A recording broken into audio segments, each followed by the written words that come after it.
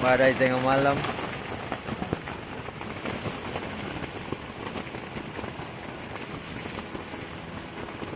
Terpaksa kita harus bangun di jam 4. Rencana menjemput sunrise di pagi hari sesuai rencana yang ditata rapi. Jam 4 subuh, kami dibangunkan oleh kerasnya badai yang menghantam tenda kami. Basah ya.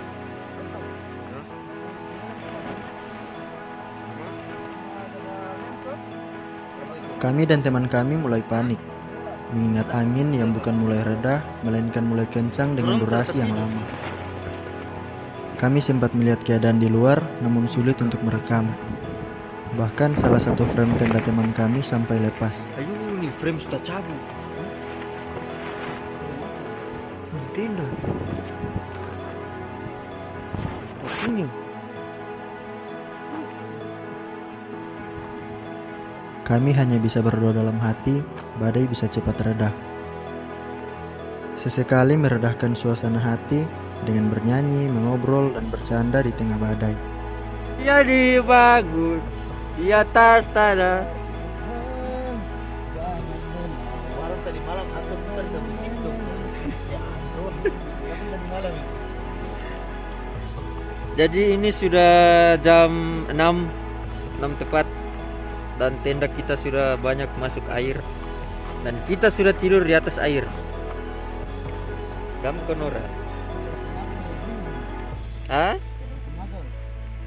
Kayaknya jam 4 tadi itu tertidur nih. Woi, ngoni bikin apa sekali kun? Apa? Kau tertidur? Mau bikin apa kau tertidur? Ini cuma jam 4 kita kena air. Oh, sama.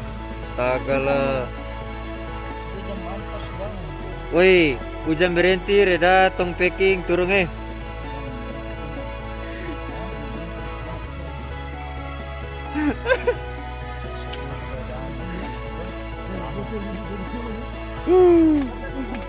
Luki pengalaman pertama langsung dapat genangan air. Kami menyadari bahwa jalur air yang kami buat pada sore hari sebelumnya sudah tenggelam karena hujan.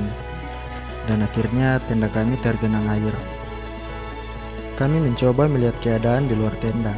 Dan ternyata di luar tenda bukan lagi pasir dan rumput seperti sebelumnya. Melainkan hanya ada air dan kabut yang menutupi gunung. Seketika itu suhu tubuh mulai dingin.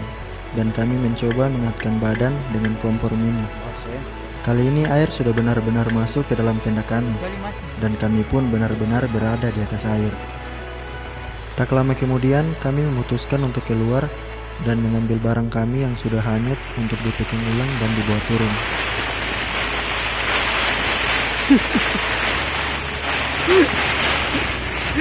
Dingin semua.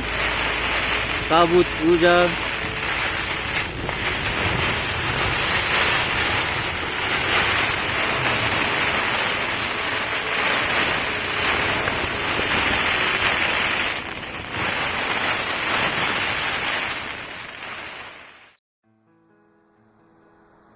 Ini dia teman-temanku yang sekarang mau turun ke rumah dan lokasi camp kita terjadi kebanjiran. Tidak ada satu pun yang giring di antara kita. Basah semua. Dan itulah lokasi camp kita. Kita camp pas di tengah-tengah. DP air batas tumit dengan lutut.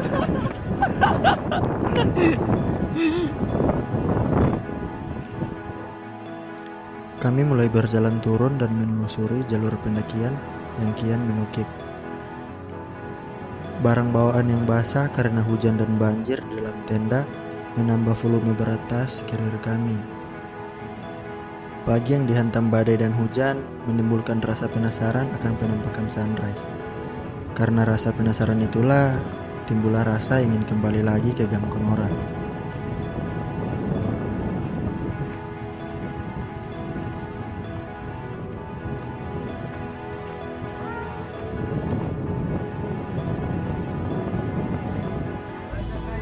Sekarang perjalanan pulang.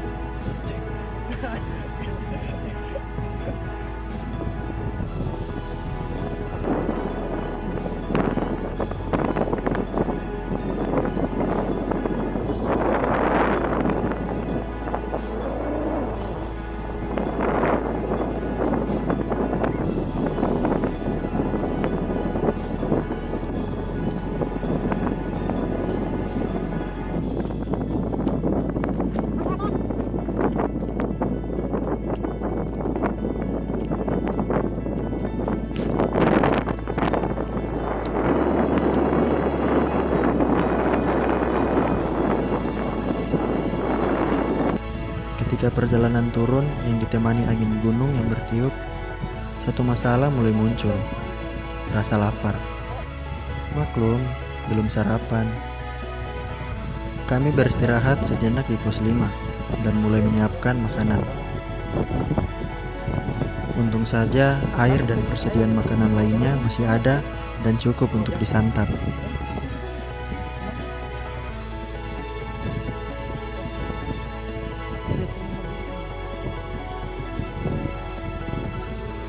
Buka baju baik kita.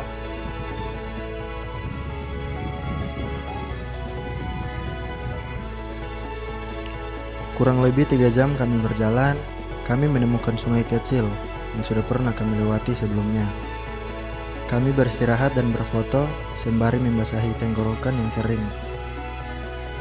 Karena jalur yang cukup menukik, membuat perjalanan sedikit lebih ringan dan tak memakan waktu lama.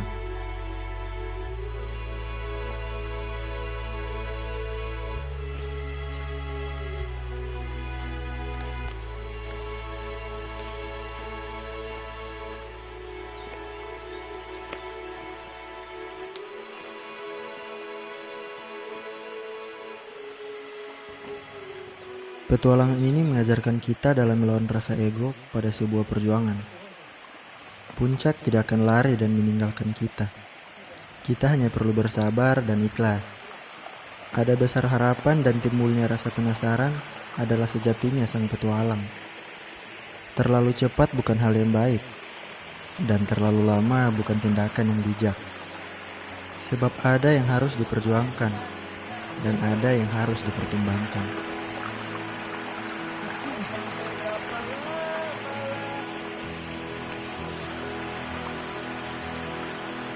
Ada kolam ternyata di sini.